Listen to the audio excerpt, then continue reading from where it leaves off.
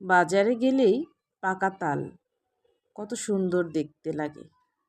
আর এখন তালের সিজন, তালের সিজনে তালের পিঠা খেতে কেমন লাগে? বেশ ভালো লাগে।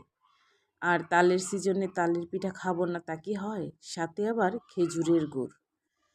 খেজুরের গুড় দিয়ে এই পিঠাটা আমার কাছে বেশ ভালো লাগে। চিনি দিয়েও ভালো লাগে, তবে খেজুরের গুড় দিয়ে সবচাইতে বেশি ভালো লাগে। কি আর করব, সন্ধ্যার সময় একটু নাস্তা করে নিলাম। আর ঝটপট অল্পতেই নাস্তা হয়ে যায়। অবশ্য তালটা আগে থেকে যদি রেডি থাকে, আমি আগেই রেডি করে রেখেছিলাম, সেটা দিয়েই তালের এই পিঠাটা তৈরি করে নিলাম। ও, এটা আবার তালের পিঠা না, তালের বড়া। তালের বড়া এরকম করে একটু চালের গুঁড়া সাথে ময়দা দিয়ে খেজুরের গুড় দিয়ে করে নিয়েছি।